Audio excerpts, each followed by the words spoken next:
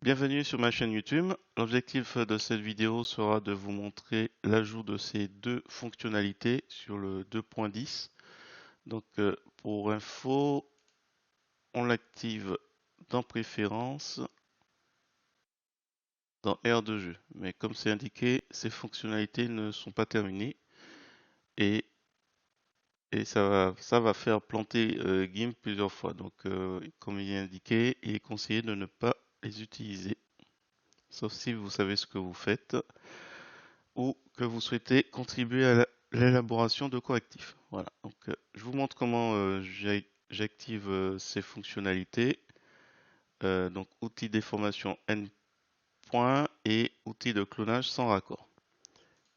Si vous appréciez mes explications, je vous remercie de mettre un pouce vers le haut et de me laisser un commentaire. Et sur ce, je vous souhaite un bon visionnage. Alors c'est parti, nous sommes sur GIMP 2.10.36. Si on va dans édition préférences, on remarque gestion des couleurs, importation et exportation images, option des outils, donc il n'y a pas aire de jeu ici. Alors pour le faire apparaître, il faudra que vous alliez repérer le chemin de votre programme en .exe. Donc là on est sur Windows et qu'on rajoute 2-6 show-6 playground. Donc je vais copier pour éviter de saisir. Je fais un clic droit de la souris, je vais sur, donc sur le logo de Windows et je vais sur exécuter. Alors là, il est déjà sélectionné, mais normalement il n'y a rien. Et je fais juste un clic droit de la souris, coller. Alors peut-être je vais fermer le GIMP pour si jamais et je fais OK. Donc là j'ai collé mon élément ou saisi, hein. Saisi, vous retrouvez le chemin, vous mettez le nécessaire, on fait OK, on patiente un peu. Donc là, il s'ouvre. Et donc si maintenant je vais dans édition préférences, je me retrouve avec Playground. Donc comme c'est indiqué, ces fonctionnalités ne sont pas terminées, contiennent des bugs et peuvent faire planter GIMP. Il n'est pas conseillé de les utiliser sauf si vous savez bien ce que vous faites ou que vous souhaitez contribuer à l'élaboration de correctifs. Alors en ce qui concerne OpenCL, il n'est pas conseillé de l'utiliser. Alors, si le message est toujours d'actualité, il n'y a pas de développeur pour ça. Mais je vais activer ces deux outils. Donc, outil de déformation endpoint et outil de clonage sans raccord. Je fais OK. Il faut relancer. Allez, valider. Ouais, c'est à moi de relancer. Et je relance. Donc là, on se retrouve avec ici les outils qui ont été rajoutés à la fin des outils classiques après la loupe. Et du coup, on va voir si l'outil de déformation endpoint, déformation élastique de l'image, fonctionne assez bien pour moi. Alors j'avais remarqué cette petite image de ver de terre, un clic droit à la souris, copier l'image. On va le tester rapidement. Donc coller. Alors je sais que c'est pas totalement transparent, donc je vais resélectionner ici et effacer pour que ce soit mieux. Et en gros, alors je vais sélectionner donc outil de déformation. En gros, je vais cliquer ici. Hop. Attendre qu'il me montre le. Voilà ça. Donc un clic ici et un clic ici. Et normalement, je vais pouvoir étendre le bout de ce ver de terre.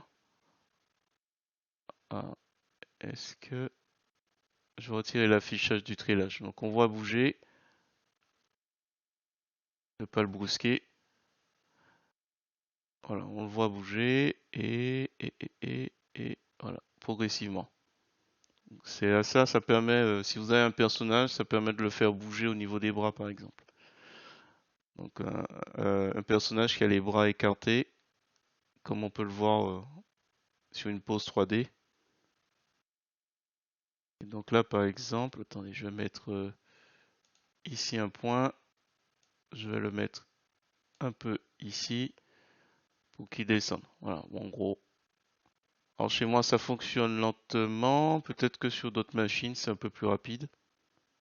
Vous avez compris, progressivement, on redresse un peu le ver de terre. Voilà. Alors, est-ce qu'après, je sais pas si c'est pour valider, est-ce que il suffit simplement de m'attendre à ce que ça plante à n'importe quel moment? Est-ce que ça le prend en compte? Voilà, ça a planté, il plante. Bon, bref.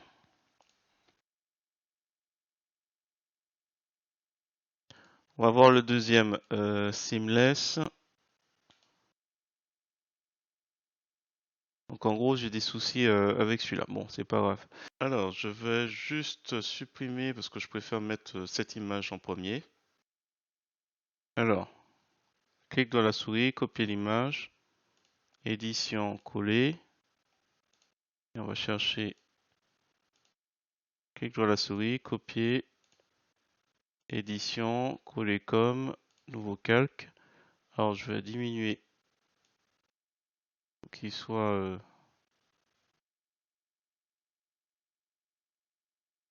ici. Plus ce sera uni à l'arrière-plan, mieux ce sera. Et du coup, je prends l'outil de sélection. Je fais rapidement. Attendez. Je vais faire quelques dimensions de l'image. Peut-être descendre tout ça.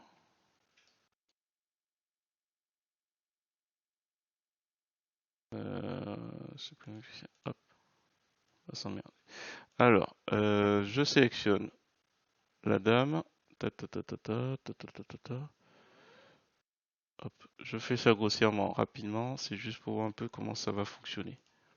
Donc là, il est sélectionné. Je fais copier. Je masque. Je vais sur le deuxième calque, le calque en dessous. Sélection aucune. Et je vais sur clonage sans raccord. Donc coller sans raccord une image dans une autre. Donc voilà, je clique, je replace et je relâche. Mais je vois pas d'aperçu.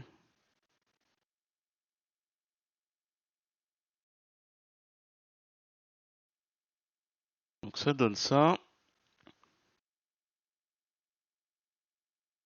Là, je comprends pas trop. Alors autant ici on voit qu'il y a quelque chose et du coup, attendez, je supprime le calque au-dessus. Ouais bon, voilà. Comme c'est indiqué, les fonctionnalités sont en expérimentation, donc là je sais pas trop qu'est-ce que c'est un petit peu flou. Alors chez moi ça fonctionne pas énormément. Aïe. Ah bah tiens, des choses bizarres. Alors, attendez. Je réduis, si j'augmente.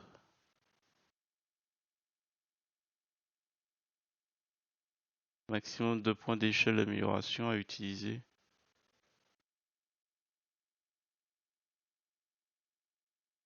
Bon, ça fonctionne pas bien pour moi.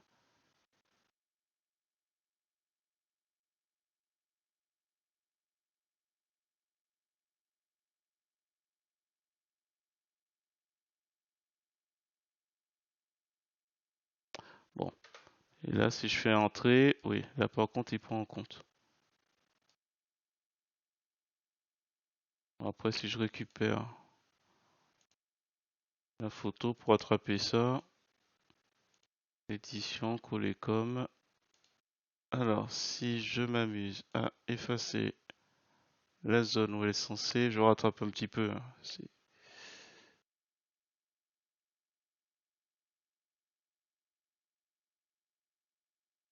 Hop là.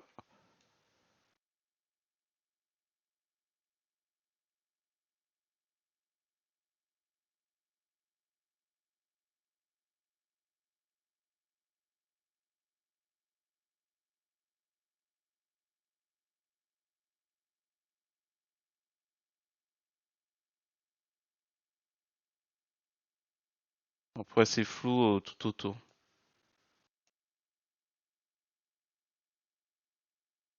Bon, bref, c'était pour voir un petit peu.